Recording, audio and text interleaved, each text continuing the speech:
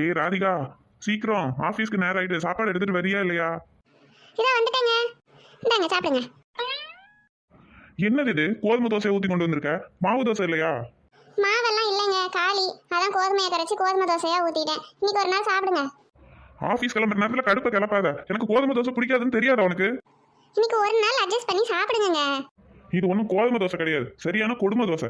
இதை ஊத்திட்டு வந்து இன்னைக்கு ஒரு நாள் அட்ஜஸ்ட் பண்ணி சாப்பிடுங்கன்னு வேற சொல்றேன். இதெல்லாம் நல்லா சாப்பிட முடியாது, நீயே வச்சு சாப்பிடு. யோ என்ன, அவன் அங்கங்க சாப்பாட்டுக்கே வழி இல்லாம கஷ்டத்துல இருக்கான். உனக்கு தட்டுல தோசையை ஊத்தி கையில கொண்டு வந்து குடுக்குற, அத வேண்டாம்னு சொல்லிட்டு இருக்கற. இந்த தோசையை திங்கிறதுக்கு எப்பவும் களி மாதிரி ஒன்று கிண்டி குடுப்பி உப்புமாங்கிற பேர்ல அதையாவது கொடுத்துருக்கலாம். இதையெல்லாம் என்னால திங்க முடியாது. நான் கிளம்புறேன். எப்படி இப்படி சாப்பிடாமையே ஆபீஸ்க்கு போய் அடுத்த ஆஸ்பத்திரி செலவை இழுத்து வைக்கிறதுக்கா?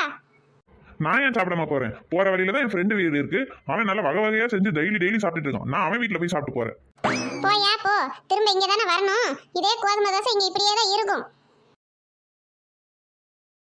வாடா சேகர், இப்பதான் எங்க வீட்டுக்கு வழி தெரிஞ்சுதா? என்ன ரொம்ப கோபமா அந்த மாதிரி இருக்க? கோபமாவா? வாழ்க்கையே வெறுத்து போய் வந்திருக்கேன். நீ வேற ஏன்டா காலையிலே கடுப்பை கிளப்பிட்டு இருக்காடா? நீ உட்காரு. காலையிலே என்ன ராதிகா கூட சண்டையா? அது இன்னைக்கு நேத்தாடா நடக்குது.